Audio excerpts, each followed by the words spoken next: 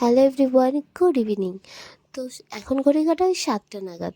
তো এই পার্সেলটা মাই রিসিভ করেছিল। তারপর আমি সন্ধ্যার সময় আর কি এটা খুলে দেখছিলাম।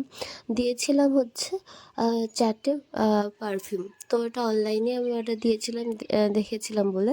তো মোটামুটি আর কি 4টে 4 রকম ফ্লেভার, আর স্মেলটাও 4 রকম আর কি ছিল।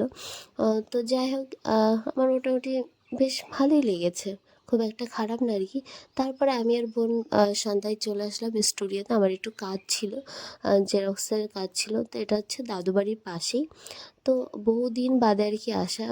আর অনেক ছোটোর থেকেই এই দোকানটাতে আমরা যখন ছোটো ছিলাম মাঝে মধ্যে আসা হতো, আর ছবি টবি তোলা হতো, এই আর কি। এখন তো ফোন আসার কারণে তো সেইভাবে আর স্টুডিওতে খুব কম সংখ্যকই যায় যায় যাদের আর কি ভালো লাগে, যাই কোনো কাজ থাকে তারাই যায়। তো যাই হোক, দোকানটা নিচে ছিল, এখন ওপরে হয়ে গেছে। আর এই যে ওপর থেকে ভিউটা দেখো, দারুণ লাগছে।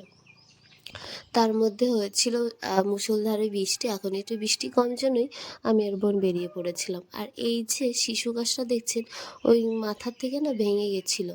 তো এই গাছটা বহু পুরনো, এটা 45 বছরের পুরনো আর কি গাছটা। তো ঠাই দাঁড়িয়ে আছে, কত সুন্দর না, ছায়া দান করছে। আর এই দিকে দেখুন, এই স্টুডিও আসলে কার কার এমন হয়েছে অবশ্যই আমাকে জানাবেন। যখন আমরা ছোট ছিলাম, স্টুডিওর মধ্যে ঢুকলে না, আমরা তো লোকজন চিনতাম না কে কে, তো শুধু ছবিগুলো দেখতাম কে কীভাবে ছবি তুলছে। তো যাই, সমস্ত কাজ মিটিয়ে এখন এই যে আমরা দুই বোনে মিলে এখন বাড়ি ফিরে যাচ্ছি। আর সিঁড়িগুলো ছিল ভীষণই বাজে। যাই, ভিডিওটি এখানেই শেষ করছি। দুগ্গা দুগ্গা।